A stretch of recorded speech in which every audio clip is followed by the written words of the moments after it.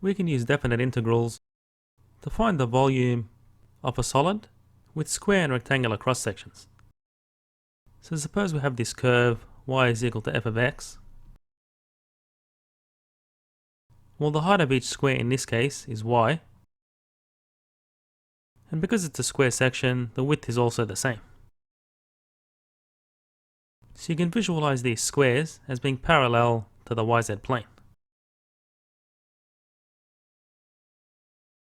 And if we assign this square section an infinitesimal thickness, so that would be dx,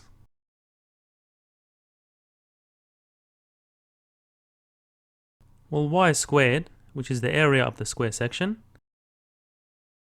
multiplied by dx gives us the volume of that section. And then if we sum up the volumes of each of those square sections from x equals a to x equals b, which is what this integral does, then we find the volume of the solid formed by these square sections. So the solid looks something like this.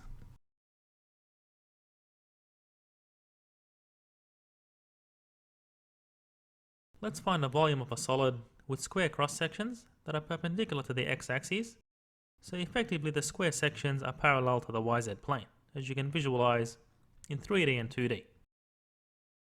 And the base is bounded by the curve y equals x to 1/2, x equals 4, which is the vertical line, and the horizontal axes. So therefore, the vertical dimension of the square is described by y, and so is the horizontal dimension, because it's a square. So therefore the area of each square cross section along the horizontal axis is y squared, and we assign a thickness to the square, which is dx,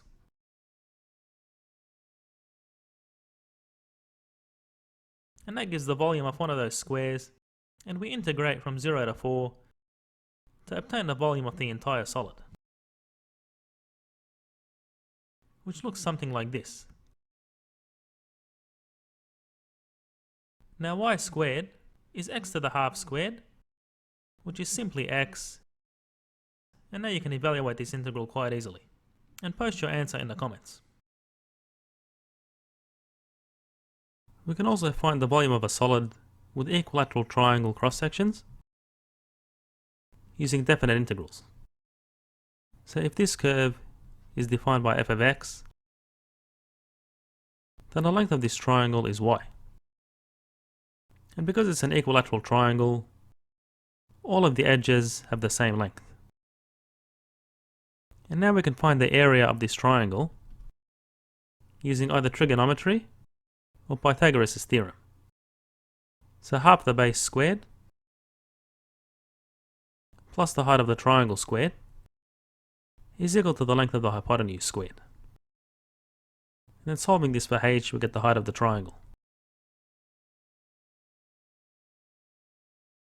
And then the area of the triangle is simply 1/2 by the base by the height.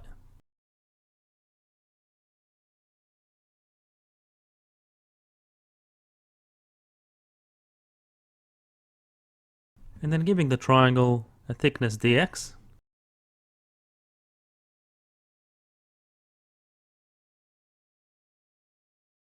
the volume of one of those equilateral triangle cross sections is the area by the thickness. And then summing up the volumes of each of those triangular sections from x equals a to b gives us the volume of the solid. So in this case, the solid looks something like this. We can also find the volume of solids with isosceles right triangle sections. So these cross sections have two edges the same length with a right angle here. So considering this curve as y equals f of x, then the base has a length y, and therefore the height of this isosceles right triangle section can be obtained using Pythagoras' theorem. So therefore the height can be written as follows. and therefore the area of the section is half the base by the height. And then assigning a thickness to this section,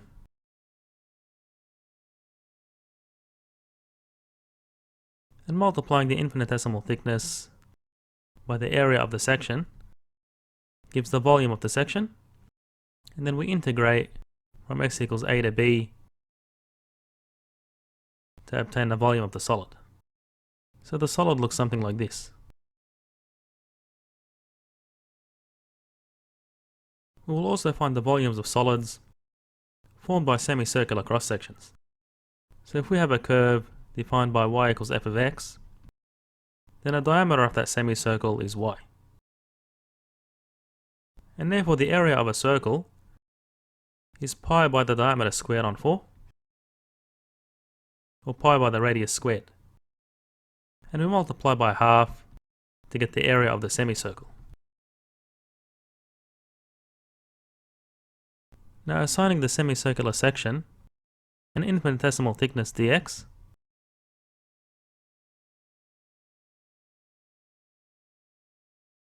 and multiplying the area by this thickness gives us the volume of that section. And integrating from x equals a to b will give us the volume of the solid. So the solid in this case looks something like this.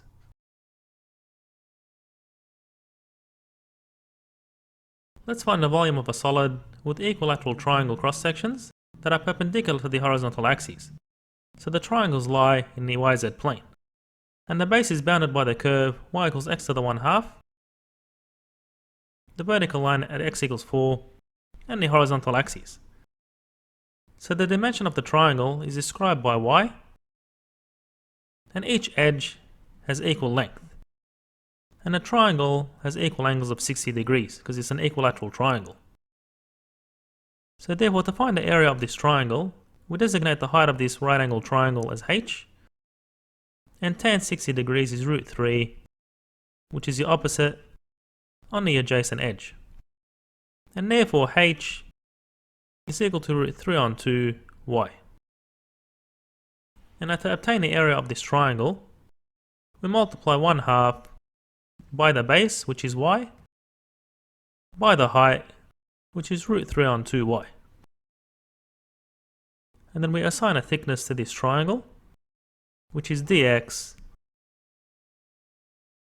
and that gives the volume of one triangle, and we integrate from 0 to 4 to get the volume of the entire solid.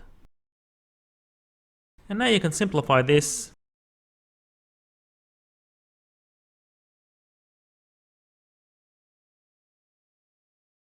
and substitute x to the 1/2, so that becomes x, and you'll be able to evaluate this integral.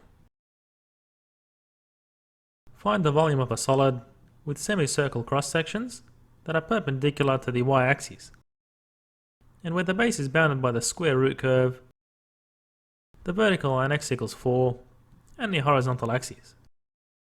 So the sections are going to be parallel to the xz plane as shown. And the square root curve can be described by x is equal to y squared, meaning that the diameter of the semicircle is going to be 4 minus y squared. And therefore pi by the radius squared, or the diameter squared on 4, gives the area of the circle, and multiplying by 1/2 gives the area of the semicircle.